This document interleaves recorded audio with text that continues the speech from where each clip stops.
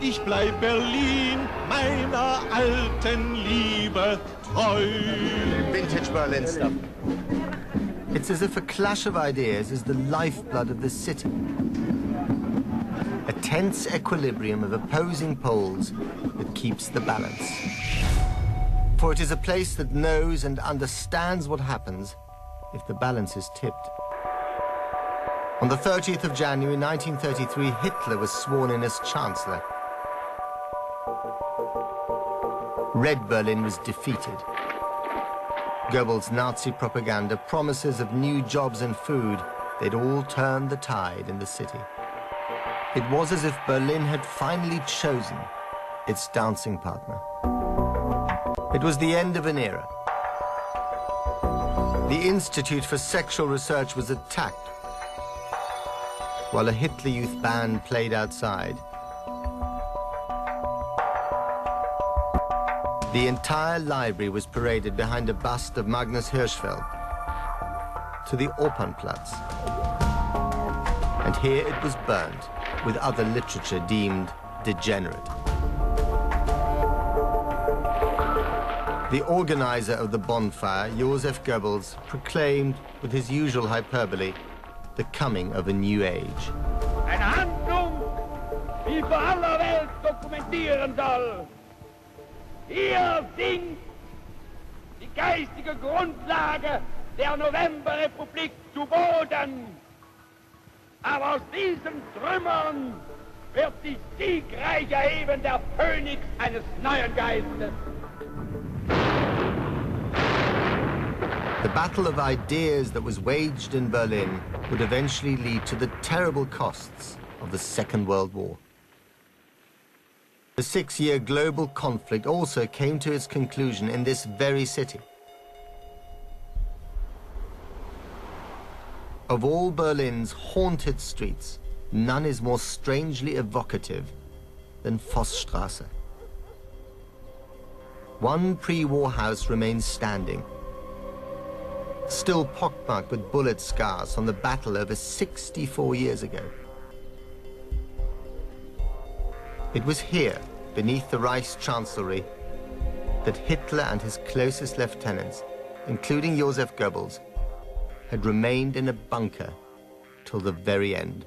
The forlorn cavern is now buried beneath a Chinese restaurant and a kindergarten.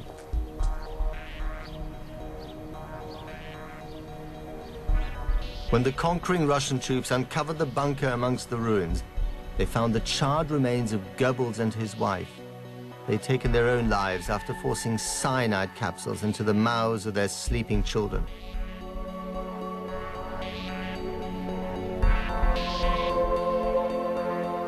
Inside the ruined bunker, on the wall of Hitler's study, the troops found an empty picture frame. The painting which the frame held was one of Hitler's most prized possessions. It had traveled with him wherever he went.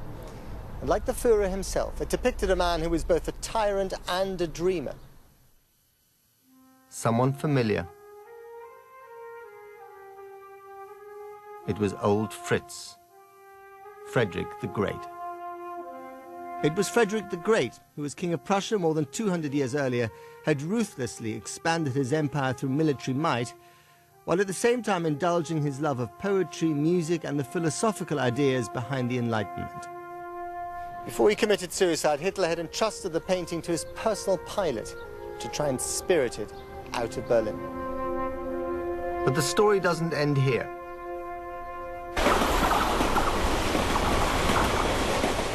The association with Hitler might have tainted the reputation of the enlightened despot, but Frederick's spirit and his ideas were to endure. They would forever be bound to the city as Berlin became divided and entered a new phase of its troubled existence. Emergent communist East Germany and its capital, East Berlin, wanted little to do with the monarch who was seen as an inspiration to Hitler. In 1950, his statue was removed from Unter den Linden, where it had proudly stood for almost a century. And his palaces themselves fell within the newly drawn-up borders of East Germany.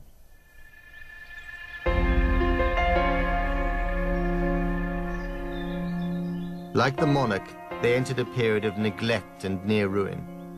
The assistant custodian at Sans Souci lived through a time when everything wasn't quite so well cared for.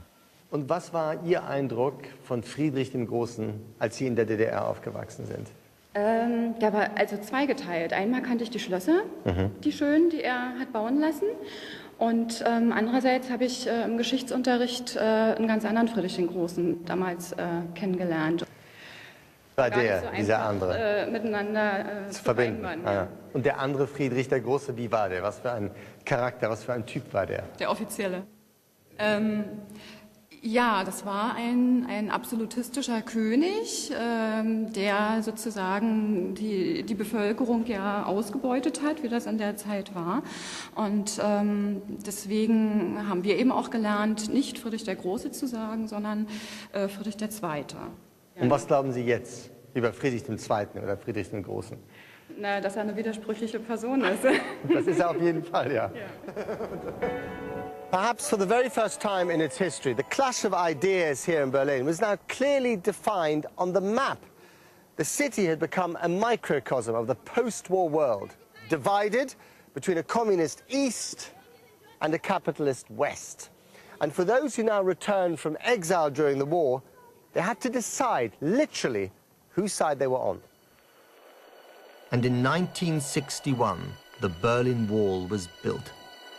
The plan to stem the hemorrhage of refugees heading west. This is West Berlin, according to an East German map of the 1980s.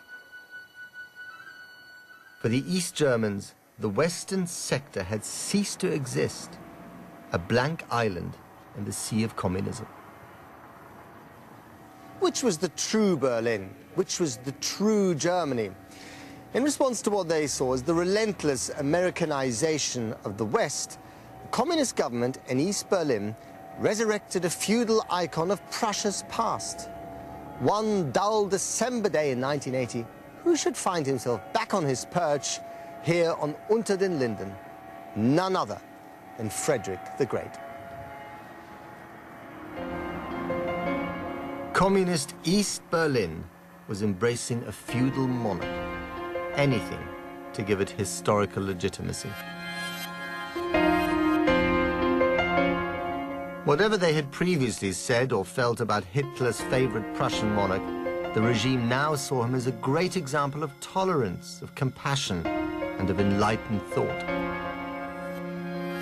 And even though the regime would not admit it,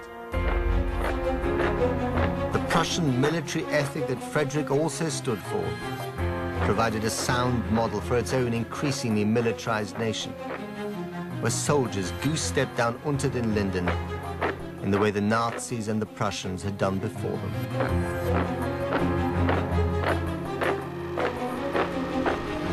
After all, East Berlin was the part of the city that contained all the architecture of the Prussian kings. Surely the communists now thought they should embrace this enigmatic monarch and become the capital of the true Germany. Just like the street that bore his name, Friedrichstraße, he was divided, fought over, irreconcilable. And on the 9th of November 1989, the words of the king could have so easily been quoted back at the beleaguered East German state.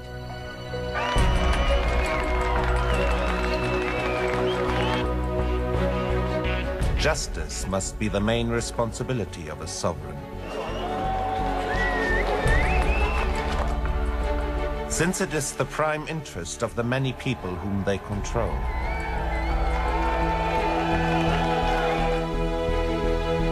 They must give it priority over any other interest of their own.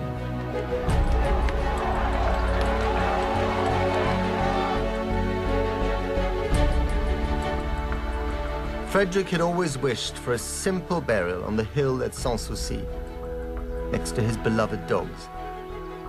But even though he had died in 1786, this wish wouldn't be granted for another 2 centuries.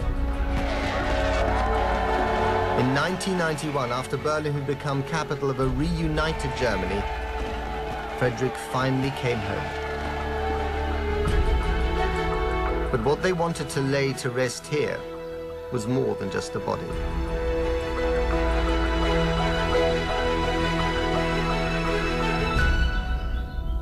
Love him and loathe him, even from his self-effacing grave, Frederick the Great and his split personality still haunt German history and the history of Berlin. Now, he never got a chance to reconcile the two sides of his character, but I think we Germans did, eventually.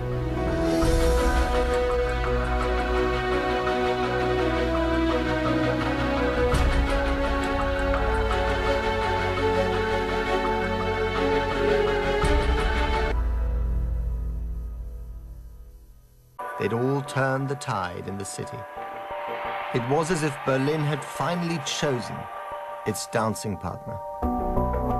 It was the end of an era. The Institute for Sexual Research was attacked, while a Hitler Youth band played outside. The entire library was paraded behind a bust of Magnus Hirschfeld to the Opernplatz. And here it was burned, with other literature deemed degenerate. The organizer of the bonfire, Joseph Goebbels, proclaimed, with his usual hyperbole, the coming of a new age. Eine Handlung, die vor aller Welt dokumentieren soll. Hier sinkt die geistige Grundlage der Novelle. Ich bleib Berlin, meiner alten Liebe treu. Vintage Berlin stuff. It's as if a clash of ideas is the lifeblood of the city. A tense equilibrium of opposing poles that keeps the balance. For it is a place that knows and understands what happens if the balance is tipped. On the 30th of January 1933, Hitler was sworn in as Chancellor. Red Berlin was defeated. Goebbels' Nazi propaganda, promises of new jobs and food,